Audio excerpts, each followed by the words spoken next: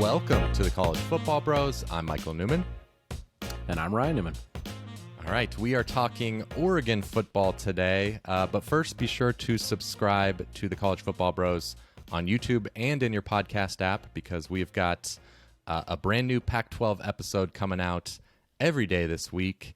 The question we are answering today is, can Oregon make the college football playoff? So let's break down the Oregon roster before we answer that question definitively. What do you think of the offense, Ryan? The offense, well, if you're just looking back to last year, was a tale of two halves, kind of. I felt like for the Ducks. The first half, they were pretty solid. Started off on a good foot. Tyler Shough seemed to come out of the gate strong. Thought, hey, all right, this Shough kid could be the real deal. Then he hit a little bit of a wall. It seems like, I think it was against the Cal. They kind of just all of a sudden just had a kind of fell off a cliff there a little bit there. But now Tyler Shough is gone. He's off to Texas Tech. So now it seems like Anthony Brown will kind of take the reins, the former Boston College transfer, and he did pretty well, at least a little bit. And against was it Iowa State, if I'm not mistaken, right now, in the bowl game. So we've seen him do well. We've seen him in his last year at BC was pretty darn good. He got better each and every year there. So I think with a full year in the system, give Jim Moorhead an actual offseason this year to kind of get the offense going, that's going to make a huge difference. Joe Moorhead. What'd I say? Jim. I know you know that. So. Oh, did I? Yeah. Excuse me. Yeah. Joe Moorhead. Give him a full year. Actually, give him an offseason. I think they're going to do a lot better. And they just got a lot of talent. I mean, the receiving core is going to be awesome. They got, Jalen Redd and Johnny Johnson both decided to come back. CJ Verdell and Travis Dye, great running backs. Offensive line, 4 or 5 guys. I mean, this should be a very good offense. And there really is no reason why it shouldn't be. There's talent everywhere you look. I agree. And Anthony Brown's good enough. Yeah. It all kind of comes down to Anthony Brown and staying healthy, because that's been an issue for him. And, or who knows if maybe Ty Thompson, the freshman, comes in, and if he needs to relieve Anthony Brown. But yeah, everything around the quarterback I really like. And with the receiving core, very deep too. Like Micah Pittman, if healthy, could have a big year. Devin Williams could break out as well. There's super talented. Oh, yeah. But let's move on to the Oregon defense, who they lost Andy Avalos, of course, their defensive coordinator, to Boise State. So they bring in Tim DeRuyter from Cal, which I thought was a good hire. It is. Mario Cristobal seems to generally do a very good job hiring coordinators. The front six is going to be nasty. You got Kayvon Thibodeaux, of course, one of the best defensive ends in the country.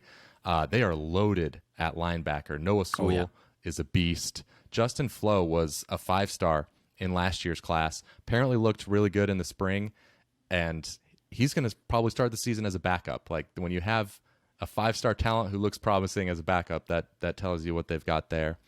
The secondary, so 4 players who were slated to start last year opted out, and they're gone. One of them did opt back in and play last year, but anyway, all 4 of those guys are now gone. So, there's still some talent there for sure. Mikael Wright could be one of the best corners in the Pac-12. They had some young guys play there last year and get their feet wet, but still overall, it's not like a guaranteed great secondary. It's still potentially developing. Yeah, they disappointed, obviously, last year defensively. I mean, the opt-outs hurt, but it was a little disappointing. But I think they'll come back to having a good defense this year. I don't maybe think they're going to be quite as elite as maybe they would like to be. They do lose some key pieces, like you already mentioned, in the secondary, but they also lose their D-tackle, Jordan Scott. He was a really good player for them for like 4 years up front, so that's going to kind of hurt the middle of the defense right there. But, outside of that, there should be pretty solid. It's not like they don't have talent stepping in for him. And then one guy I'll mention just that I think he could actually have a kind of a breakout a little bit because he did so well in the conference title game was Jamal Hill. He's going to play kind of the, in that star kind of hybrid position for Tim DeRuyter. He had 2 picks. And did I say that already? I don't think you said that. No. Yeah. Oh, okay. Yeah. He had 2 picks in the Pac-12 title game. So he has a lot of potential. I think he could kind of maybe help make up for that in that hybrid role. So going to be a really good defense, but I don't think it'll be quite the elite defense that maybe the talent might suggest. Okay, we'll see. let's move on to the schedule. So the non-conference, of course, includes a Week 2 game at Ohio State, massive game for their playoff chances. Though if they lose, certainly not out of it. You could lose at Ohio State, run the table, and you'd have a pretty good resume. But if they win, and they're probably, I think, like a 10-point dog as of right now. If they win, there's a good chance you have a loss to burn in Pac-12 play. So that could be super helpful. So long as they can at least win the Pac-12. Yeah, you can't be like a loss versus UW, and then UW makes the title game over them. Of course. Or in all likelihood, yes. Yeah. Okay, so anything else you see from the schedule? Stony Brook, big matchup versus Stony Brook. Yeah. So, although Stony Brook lost a tackle to Cincy, so they're probably won't be their best. That's right, man. Year. We're so knowledgeable, wasn't it? Tunstall? Tunstall, yeah, I think so. Yeah, man, we're locked in right now. Yes, it's pretty cut and dry schedule for them, not conference wise. Yeah, they have five home games and 4 road games in conference, which is always nice. Did you say they avoid USC and ASU? They do, though. I don't know who you want to avoid from the South because they play UCLA and who's the other one? At least they don't avoid Arizona and Colorado, maybe. Like, that's true. Might be yeah. Everybody else, like, okay. Very true. Okay.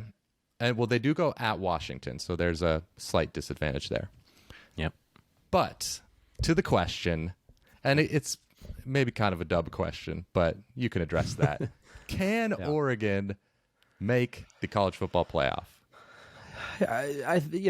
Is there a realistic chance of them making the playoff? And I would say yes, there is. There really is. There's talent enough there.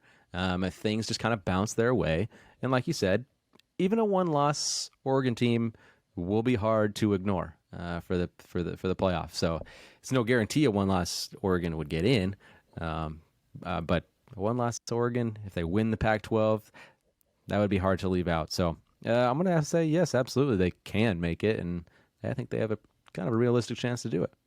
Yeah, and the reason I said it was a stupid question is, of course they can, right? Like they're going to probably start out as a top 10 team, so of course they can.